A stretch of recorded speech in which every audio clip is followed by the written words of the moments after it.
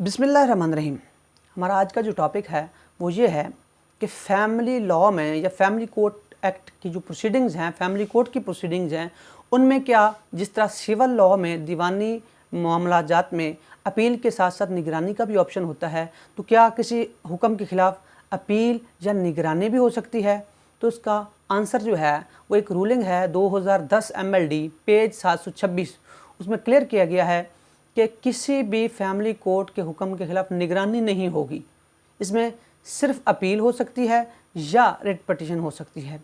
Appeal भी उन मामलात में जहां पर अपील की गुंजाइश मौजूद है, जिस तरह हुक्म दरमियानी जो है फैमिली कोर्ट का, उसके ख़िलाफ़ अपील नहीं होती।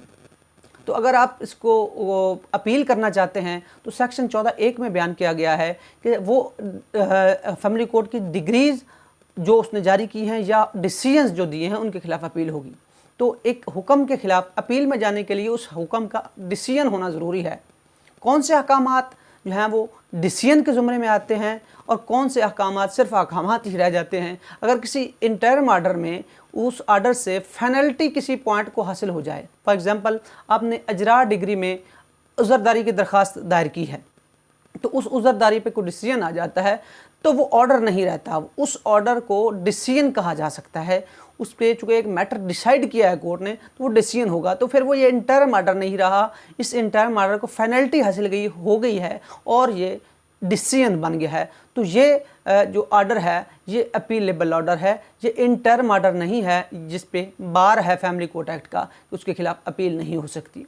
और वैसे भी अदालत को अपने मामलात तय करने के लिए किसी की डिक्टेशन की ज़रूरत नहीं होती। फैमिली कोर्ट अपने मामलात में बहुत वाज़े और वसी इख्तियारात रखती है। फॉर एग्ज़ाम्पल अगर आपका जवाब दावा का हक़ ख़त्म हो गया है, तो चूँकि जवाब दावे का हक़ ख़त्म हो गया तो इसके खिलाफ अपील या रिट पटिशन नहीं होगी। इसमें कोर्ट अपने ही हुक्म के ख़िलाफ़ रिव्यू कर सकती है, उसको इख्तियार है।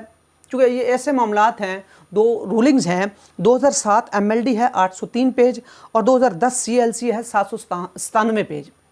इन दोनों में क्लियर किया गया है कि फैमिली कोर्ट एक्ट अपने मामलात में आज़ाद है, उसको किसी की हिदायत की ज़रूरत नहीं है। जो वो फैसला करेगी वो दुरुस्त होगा, अगरचे वो किसी अपने फैमिली कोर्ट के लॉ के मुतसादिम नहीं है। तो इसके लिए ज़रूरी हुआ कि फैमिली कोर्ट फैमिली मामलात को निपटाने के लिए अपने तरफ से रूल्स जो है वो बना सकती है और अपने रूल्स जो है वो अपना भी सकती है।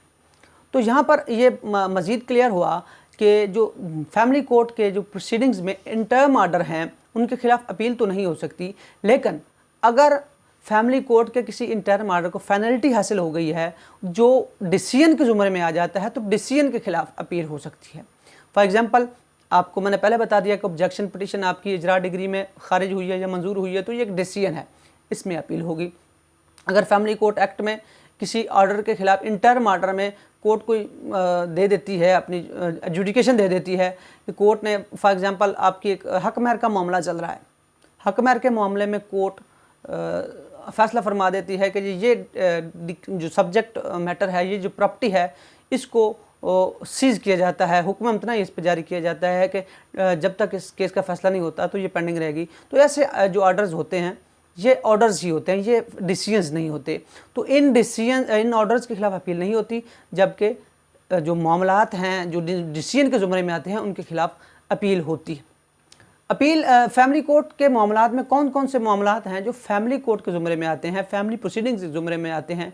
फैमिली डिग्री की जो अजरा है, फैमिली दावाजात हैं या गार्डियन एंड वार्ड एक्ट के जो मामलात हैं वो फैमिली प्रोसीडिंग्स में आती हैं। उन तमाम पर फैमिली लॉ अप्लाई होगा। That's it.